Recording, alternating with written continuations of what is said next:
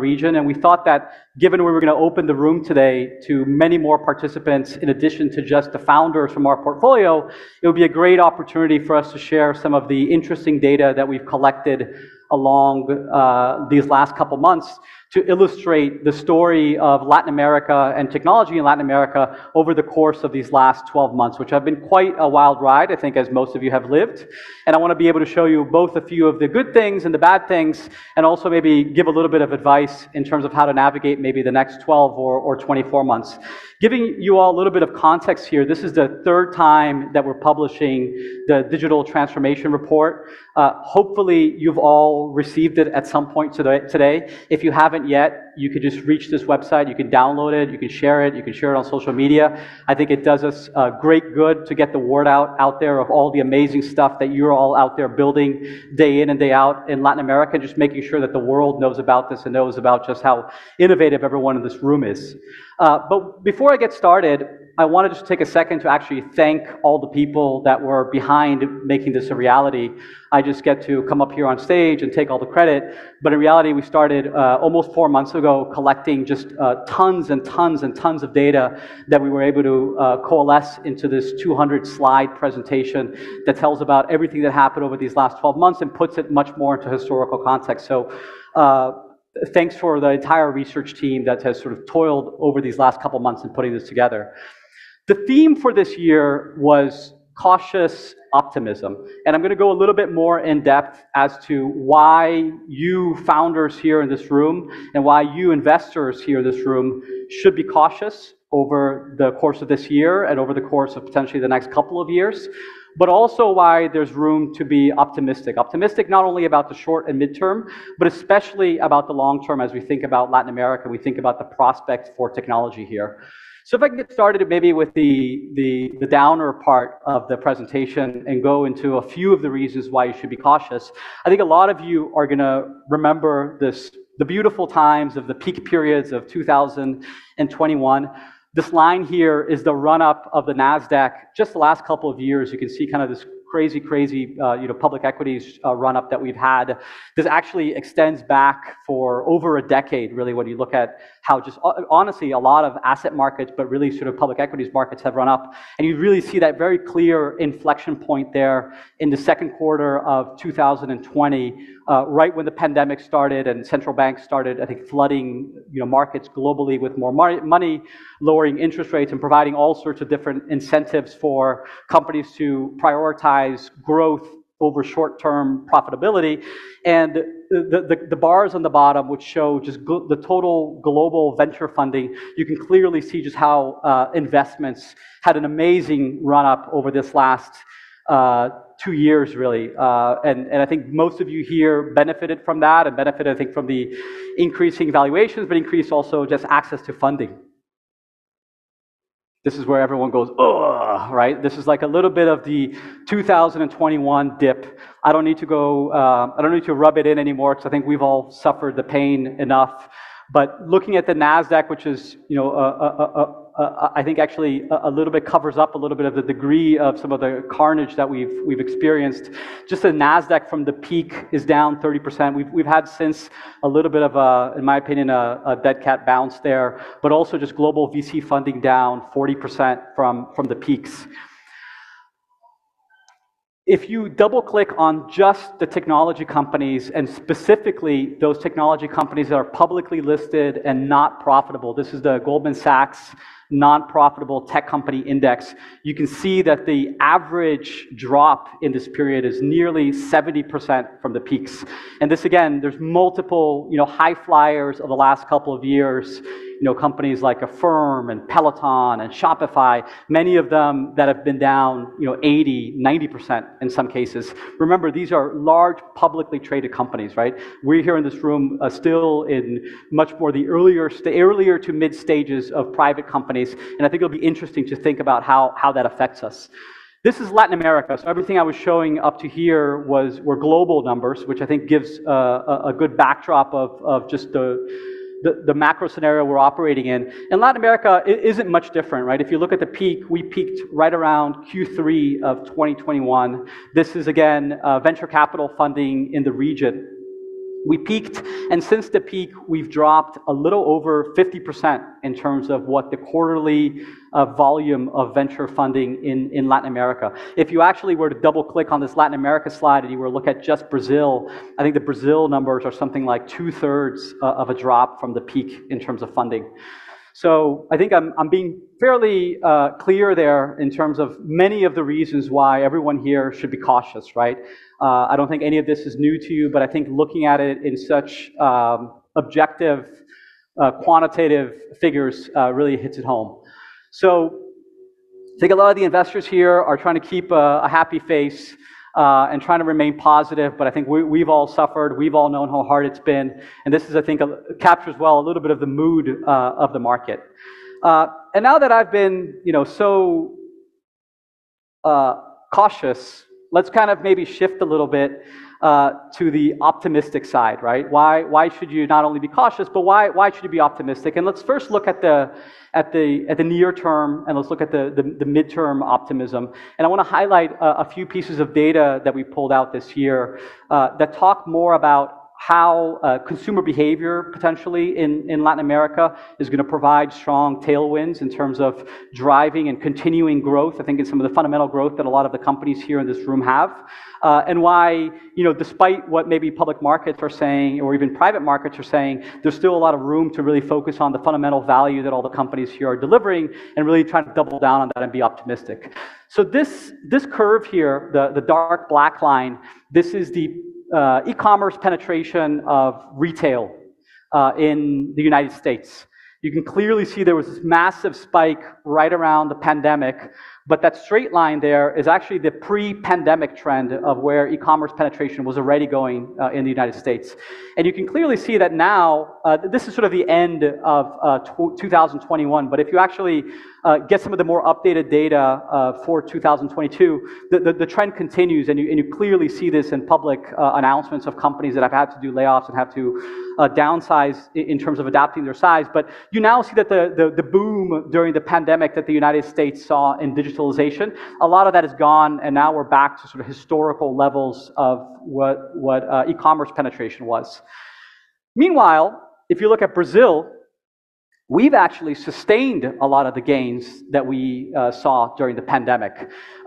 Not only have we sustained those gains, but really we're kind of operating at a level that's something like 2.5 to 3 years ahead into the future when you look at that trend. Again, this is sort of beginning of Q4 of last year, but if you look at the data well into, I think it was Q2 of this year, the one that we just pulled up this morning, the trend continues, right? The persistence of this digital adoption that we saw in Latin America, this is Brazil specifically, we see that continuing. And just to show you that this is not an isolated incident, it's not just e-commerce penetration in the economy, but it's actually a much broader move towards digitalization. We had a bunch of other data that we thought was quite interesting. This is telemedicine in Brazil. Telemedicine had an added benefit, and a lot of other sectors had an added benefit, that prior to the pandemic, you either didn't have regulatory backing for the practice of it, or in some cases actually prohibition, and the pandemic kind of broke through some of those regulatory barriers.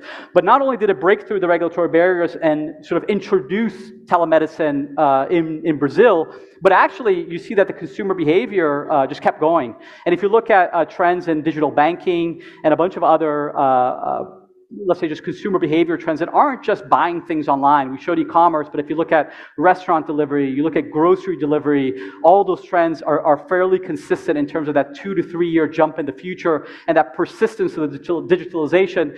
But you really see it also in these kind of behavioral trends of things like telemedicine or using your bank online. We like to think a lot at the first time that people got to experience going to the doctor or going to the bank without having to wait in the waiting room for the doctor or waiting in line at the bank branch. They never were going to go back in the past. That's why a lot of this persistence here. You all remember this this troubling chart, let's say, of Latin American venture capital funding and that 50% drop that we've experienced in these quarters since the peak. I want to just kind of reframe this chart a little bit because I think a lot of the cautious optimism is also a question of perspective. If you just magically do Shazam on the chart, and you don't compare it to last year, but you actually compare it to the historical averages that we've had in the region of venture funding, you actually see that Q2 of this year is actually 20% higher than the previous peak, which was back in 2019. So what I want to stress home here is that, especially for all the founders in the room that maybe started their companies last year, or maybe were scaling their companies last year, that really last year was the anomaly, right? It's not that now is an exception and last year was the normal. Last year was clearly a year where you had an abundance of cheap capital that was fueling a lot of growth, and it's, in my opinion, very unlikely that we'll see that anytime soon. And really that we found kind of this natural equilibrium that looks a lot more like what the long-term average has looked like. Foreign investors. Foreign investors are the light blue box there. You can see that last year they started making up a much higher percentage of all the deal flow in Latin America. They've now since gone from roughly 60%, accounting for roughly 60% as sort of the top 20 investors in terms of accounting for deals, to now about 50%. So there's definitely been a drop there. Again, what we're seeing is that foreign investors are taking their foot off the gas pedal some, but they're not leaving, right? For those of us that were here starting companies, over 10 years ago, we saw that in previous down cycles, sometimes the foreign capital completely left. And the fact that foreign investors are here in this room with us, and they're still investing, they're still looking at the region, they're still optimistic about the region, does give us some optimism about thinking that capital shouldn't be a constraint when you think about good, solid businesses going forward. Now another sort of light at the end of the tunnel, right? We call this sort of the prize at the end of the rainbow for everyone to be optimistic about what's through, if we're able to make it through this period. This graph here shows the number of companies that raised early stage financing. So this is just Series A financings globally in periods right after big drops right in the market. So this period here is right after the dot-com bubble of the sort of 99 through 2001 period, and then you have sort of the global financial crisis and that 2007 period. You can clearly see that there was a peak, there was a run-up, and then there was a drop in the year after, right? So investors are holding the purse strings, much like we're seeing this year, and funding just generally goes down, right? The volume of funding. However, if you're a company that starts or sort of perseveres in this period, and you do raise funding in this period, it's surprising to see this black line here, which is the percentage of companies that eventually went public, eventually had an IPO. You can clearly see that in those periods of the toughest fundraising environments, the companies that do raise money, that do make it through, that do survive, also tend to be the ones that have a higher likelihood of going public eventually. There's obviously some denominator effect here, but I think the data is quite clear that sometimes it's anywhere from 50% to sort of 3x the rate of IPOs for those companies that do persevere through the tougher times like us. And just to close up, I think this question of sort of near-term optimism, I love the wisdom of crowds. This was a survey that we ran with something like over 200 senior employees and executives at tech companies across Latin America, but mostly Brazil, that we ran with a partner company called Vertical, which is one of the leading tech recruiters in the region. And you can clearly see that the market is very much split when you look at tech workers. About 57% of people saying they felt cautious versus 40% of people that felt optimistic or excited. So we want to talk a little bit about how to balance. Is the glass half full? Is the glass half empty? Should I be cautious? Should I be optimistic? How should I really be balancing this? And I think while I talk about these discussions around the glass being half full or half empty, you're all looking at me, looking at the bar, and saying, "What the hell is this guy talking about? I'm kind of getting a little tired. He's between me and the happy hour." So let's try to get a little bit more practical, a little less theoretical, and let me jump into this topic of balancing cautious optimism and how do you actually put that in practice. And first I want to talk about a topic that I've heard a lot about today, which is this move towards a hybrid work model, right, and sort of a more remote work model. What are people doing? I saw Lucas from Revelo earlier here today. I think it's been, sort of an amazing tool for international companies to be able to hire in Latin America, but also I think local companies to do hiring. And he shared some data around remote work, maybe to speak a little bit to Elon Musk's tweet here that they should pretend to work somewhere else. But talk a little bit about sort of what are the options that you have as founders when you're hiring software engineers, right? These two curves here is the acceptance rate by software engineers for job interview requests for jobs that were remote and for jobs that were in person. You can see that before the pandemic, it was roughly the same. About 60% of job interview requests were accepted by software engineers. After the move to a hybrid or remote model, the current state, 65% of software engineers will accept to take an interview if it's a remote job, versus only 20%. Less than a third of them will accept it if it's an in-person job. So there's a big question here, a question mark of, can you even force software engineers to be entirely in person? Potentially you can, but it's certainly going to be a lot higher to get their attention and get their buy-in. But people like me said, okay, well, that's the case. How does that really impact my life, right? How does it impact employee satisfaction and employee productivity? And here on the left side of this graph, we show you how companies that were very little remote, so these are companies that were mostly in office, the companies that were less than 25% remote, what the level of satisfaction, the score that the employees would give out of 5, right? And you can see that as companies become more and more remote, the level of employee satisfaction as measured by HR executives and executives in the company, this is through a survey of 500 different companies throughout Latin America that we did with Runa, a partner in Mexico. You can clearly see that employees feel a lot more satisfied by being able to work remote. But if you're like me, you're probably saying, okay, I don't really care if people are satisfied or not. Are they actually delivering something or doing their work? So what's productivity like? And I do think that there's a positive side to that, because actually the productivity that these HR executives measured was actually also a lot higher for the more remote you were. So the dark line here shows higher productivity, and you can see that as the company becomes more and more remote, as the bars go to the right, also the measurement of productivity went up, which frankly to me was a little surprising, but I think that's the data, and that's sort of a very, very telling, I think, of how companies have been able to adapt to this hybrid model. So this is my fellow founder here, sitting at home or sitting in the office, and thinking about, like, how do I deal with the burn, right? How do I deal with my burn rate in my company, because my investors in my board meeting are saying you have to cut that burn, you have to increase runway. So how have founders dealt with cutting costs? We asked early stage founders what were the actions that they were taking to reduce burn and reduce costs. And there are a bunch of things from hiring freezes, reducing marketing, reducing just a bunch of other sort of SG&A kind of expenses and marketing expenses. But I want to zero in here on the number of people that had some kind of reduction in workforce or had some kind of layoff and actually kind of reduced the total number of people in their company. Just to remember, I think as most of you know here, probably your biggest cost item is headcount, right? So if you're not touching headcount, probably going to be fairly difficult to make any real inroads in terms of driving profitability. And really, I think the number here is about a third of companies had some reduction in workforce, 1 out of 3.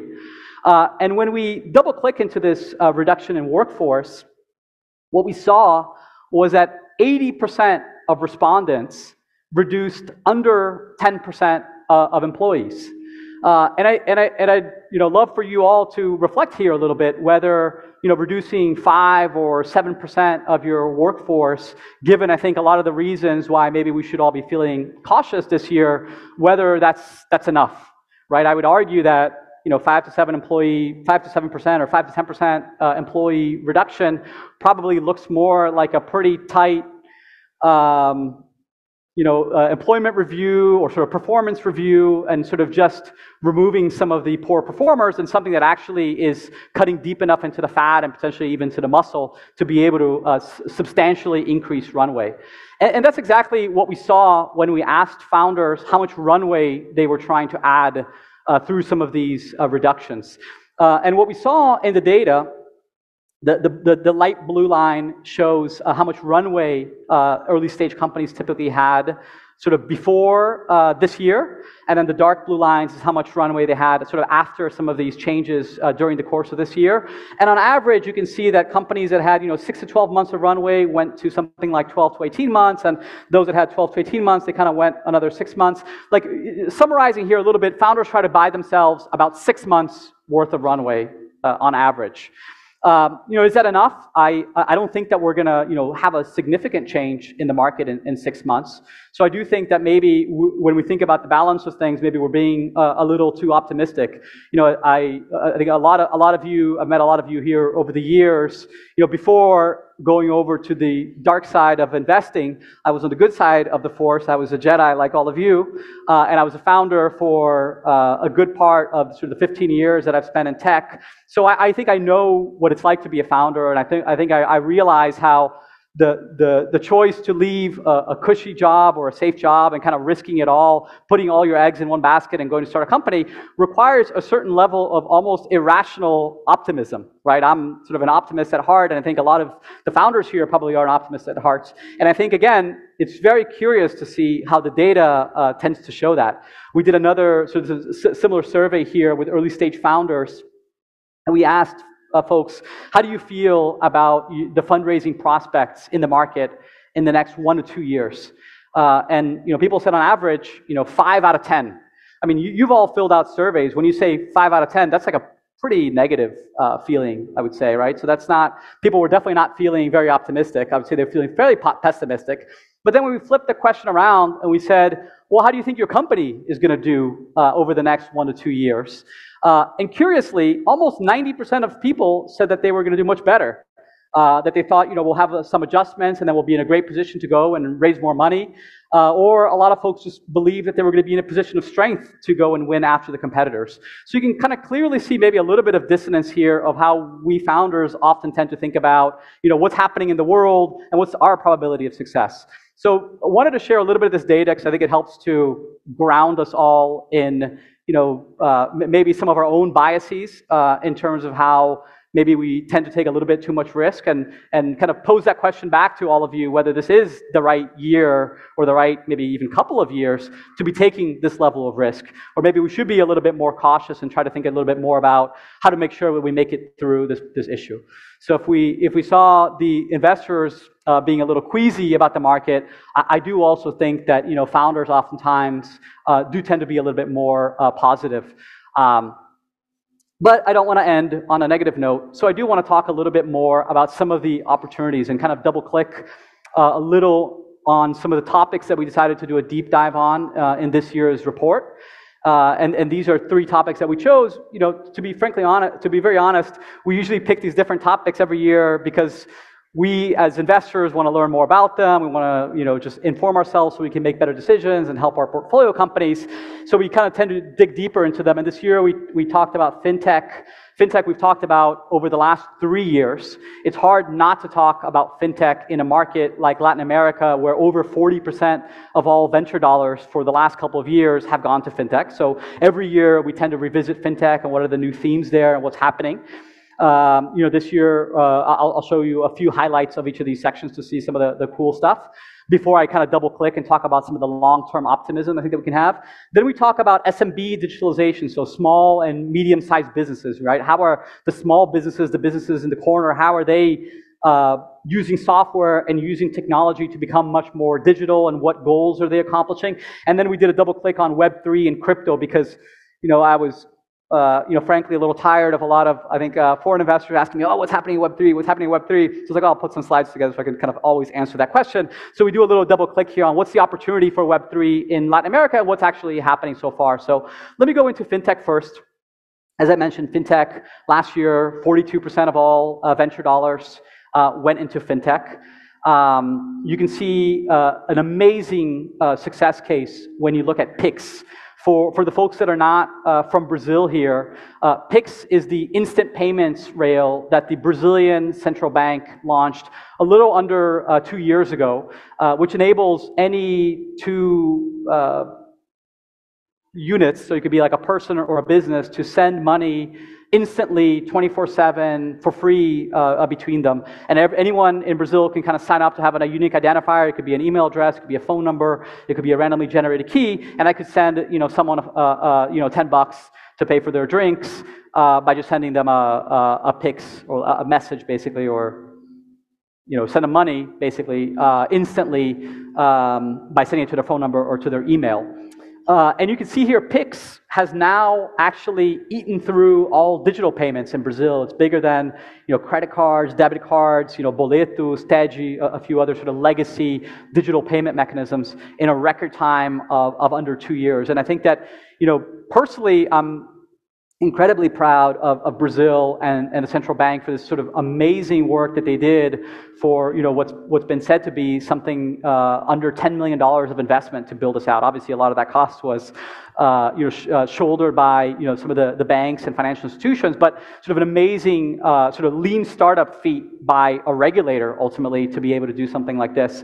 And I think it does show a little bit of Latin America and how we've always been leaders and at the forefront of fintech innovation. We have some of the most successful fintechs out there in the world. We have the world's biggest neobank and Nubank that went public at the end of last year, and now we have this amazing payment system. And Pix not only ate through all digital payments in Brazil last year, but it actually ate through all payments in Brazil. We did an original survey here with our partners at this research institute called Atlas Intelligence, and we saw now that Pix is actually the most frequently used form of payment on a daily basis, even beating out cash.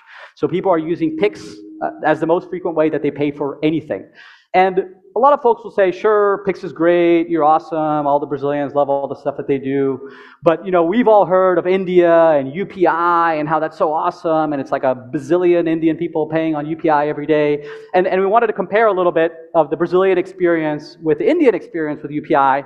And here we plot, sorry, I'm kind of blocking you guys, but we plot here the growth of Pix right alongside UPI over these first 2 years. And you can see here that Pix in only 11 months was able to reach 1 billion transactions per month. That's a quarter of the time that India took to reach that kind of volume. And remember, India has, I think, about 6 times the population of Brazil. So, really remarkable the uptake that we've had in Pix, even compared to, I think, what often is lauded as one of the biggest success cases. Fast forward a little bit into SMB digitalization. I love this topic. I think a lot of you here are working on B2B marketplaces, the Zax folks, the Super folks. We have a lot of interesting companies here thinking about how do you help SMBs basically grow and succeed. And not only do you have a lot of the B2B marketplaces, but you also have a lot of interesting sort of vertical software solutions that I think have really been able to thrive in helping small businesses go into the digital world. And why is this important? First of all, if you look at a few countries here, this is Brazil, Mexico, Colombia, Peru, and compared to the US and UK. And you can see that in Latin America, we have, as a percentage of all businesses, we tend to have a higher percentage, this is sort of the darker blue lines, a higher percentage of micro businesses and small businesses than more developed countries.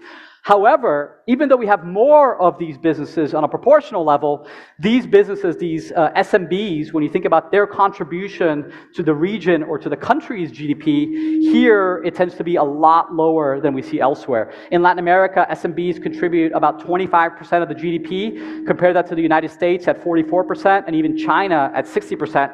You can clearly see that SMBs here are less productive than elsewhere in the world. And why? And what are some of the reasons for that? We identified here 4 key blockers and barriers to allowing SMBs to thrive, and a lot of these can be solved and are actually being solved day to day through technology and software. And we do a sort of a deep dive on all of these in the report. But it's things like access to capital and financial services, being able to finance yourself, whether it's working capital or whether it's investments in your business. I think it's a question of how do you use new tools of technology to drive sales, right? Maybe take your offline retail sales and use the internet to sell them.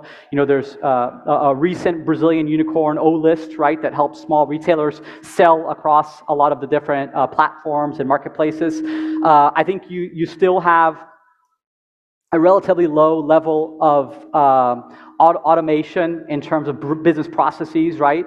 That you can take away from pen and paper or Excel and eventually move into sort of micro and niche, sort of micro ERP and micro software solutions. And finally, just access to suppliers and access to much more, negotiating leverage. I saw the folks at Cayena before as a great example of folks that are helping, for example, folks in the restaurant industry be able to source in a better, faster, cheaper way. And we see more and more companies helping SMBs be able to compete and thrive in this way. And we show a bunch of these interesting examples and cases.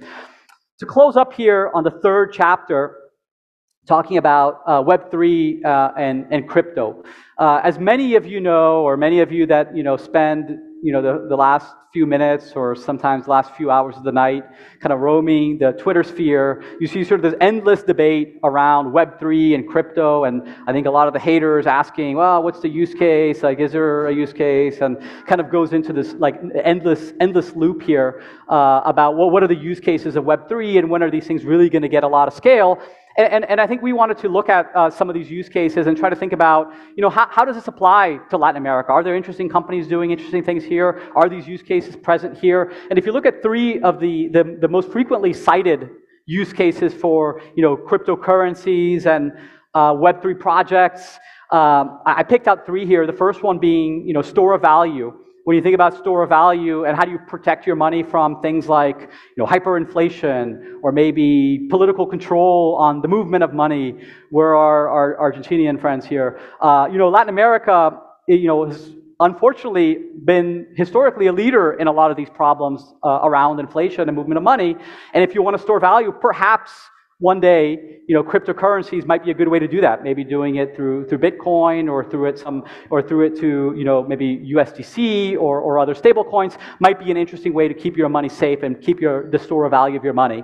So we should start seeing that. If you believe in that use case and you believe that these are the solutions for that, you should start seeing more and more uptake in Latin America, even comparative to other places in the world, for these kind of use cases. If you think about medium of exchange, sending money from point A to point B, or if I want to access financial institutions and get yield on my money, a lot of decentralized finance, right, the DeFi protocols, a lot of them are focused on how do you move money around, again, faster, cheaper, with less friction. How do you earn interest? How do you loan out your money or borrow money, stake different projects and earn yield on your currency or your assets in a way that oftentimes is more efficient than the traditional financial system.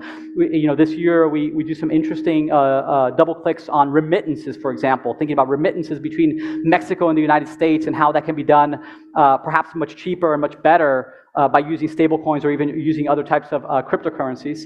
And finally, ownership. For those of you that are longtime readers, you'll remember how last year we did a double click on the influencer economy and the creator economy, and we showed how Latin America is a world leader when it comes to creators and influencers, right? We have more people watching creators and watching content by influencers on social media, but also these influencers actually exert a lot more influence when it makes people actually do an action such as buying something. So we have a lot more influence than pretty much everywhere in the world. However, our creators and influencers are actually some of the least able to monetize that influence anywhere in the world. And when you think about that problem, things like NFTs, non-fungible tokens, have often been talked about as a way for creators to monetize some of their creations and for them to be able to bring in their communities and their supporters to kind of partake in the value creation and appreciation that a piece of art or an experience might have over time. So perhaps NFTs and some of the applications of that in Latin America can really prove, Latin America can finally prove to be a very interesting fertile ground when you think about how do some of these use cases show themselves at scale, perhaps before anywhere else it happens in the world. I do want to say that we are I think in early days, I wouldn't say that I feel confident pointing to any one company and saying, look, this company has really sort of knocked it out of the park when it comes to this. But I do think that similar to creative economy last year, it's something that we want to keep an eye on in the next couple of years, because I do think that both for local companies innovating in this, or global companies, as you all know, a lot of Web3 companies aren't national companies, they're distributed teams, and they're global, are going to be able to find our market to be quite fertile ground for this growth. And to give you a little bit more of sort of the brighter side of that, Mango Labs here put together, I think what I've seen is probably one of the first market maps of all the companies. There's over 100 companies here in this market map that are attacking crypto and Web3 in Latin America. So if there is some room for optimism here, it's to think about, look, there's a lot of really smart people and really creative people spending a lot of time, and there's a lot of money going into trying to solve a lot of these problems and trying to make some of these use cases a reality. So hopefully we start seeing some of these really kind of take off in the next couple of years. And we're going to have our good friend Marcelo here from Hashdex is helping people access cryptocurrencies and investing much more responsibly, with a little surprise a little later on. So that's something for you all to look forward to. And now that I want to wrap up, I want to talk a little bit about the long term, and I want to give you perspective on why this journey and why all the ups and downs, and I think why all the tough times and good times of life in the trenches as an entrepreneur eventually are worth it, right? When you do get to the long term and you do survive and you do make it, it's important to remember that I think the prize at the end of the rainbow is really big, and I think a lot of the suffering and the hardship and the day-to-day is really worth it for all of us, I think, that have been through it. And those tough decisions that maybe you've already had to make, or that you're going to have to make, are going to make you stronger and are going to make you capitalize on a lot of this. So thinking about the long term, let's really put this into perspective. Every year we show this Atlantico Digital Transformation Index. And what we do here is we take the value of all the publicly traded technology companies for a given region, and we compare sort of that technology value in a particular region or particular country to the GDP of that country, to kind of a level set a little bit. And you can see that countries like the United States are at 52% in terms of that tech penetration. China is at 20%, India is at 15%, Latin America is at 1.5%. Our GDP per capita is much, much higher than India's. It's the same as China. Should we be at the United States level? I'm not totally sure whether we're going to get to that level, but I think it's very realistic to say that we're going to catch up to India and we're going to catch up to China when you think about the next few years. And when we do this kind of regression looking at the past, what we see is that Latin America today is roughly 7 years behind where China is, if you look at sort of the historic growth curves. And I think China is another, I think it's something around 7 years as well. You can all look at the presentation and see how I was close but not exact in those numbers. But we're roughly 15 years behind the US, and let's call it 7 years behind China. So really we're talking about this growth should be happening in the next decade, right? None of this stuff is overnight. But if you have the long-term view sort of that we as investors have, and I think that as you as entrepreneurs often have, when you think about the next 10 years, it's really a next 10 years of sort of 10x or 20x growth. It should really be very amazing when you think about Latin America catching up to these economies that had an opportunity to start much earlier than we do. And when you think about the value that is there, if you just think about the catch-up value, if Latin America were to catch up to India or to China or to the United States, we're talking about value creation there that could be measured in the trillions of dollars when you think about China and the United States, and minimally in sort of the many, many hundreds of billions of dollars that could be created in technology in the region. And that's why we're excited, and I think that's why we're counting on you to deliver that value, and I think that's why you should be excited to be creating that value. And I think the last thing to wrap, what's the motor when you think about any of our businesses and any of our practices? It's really people. And when you think about the next 10 years, you need to have that human capital believing in this digital transformation to make this a reality. And every year we go out there and we survey hundreds of students at some of the top universities throughout Latin America, mostly Brazil, and we ask them kind of what are your top choices of companies and sectors that you want to go work for. And we used to see, when we first started doing this in 2020, that sort of tech and startups were hot. That was a hay period. But even now, when we did this again in June, after the market drop, you still see that big tech and startups, the blue parts of that donut there, is the number one. People, the top people at the top universities, they still want to go work in tech, and they still want to fuel this digital revolution that we've started. It's ahead of going to work at, the Goldman Sachs of finance or the McKinseys of consulting. And I think that when we bet where the market's going to be, you have to follow the talent. And that's where, we as investors, we bet in teams, we bet in people. And I think we, as a joint ecosystem, thinking about what the future is, we have to think about the youth, and we have to think about sort of the future potential that our market has. And they're making their bet. They're voting with their feet by going to want to work at companies like yours in technology. And we think that's ultimately what's going to make this whole journey much more worthwhile and much more lasting for our region. Thank you.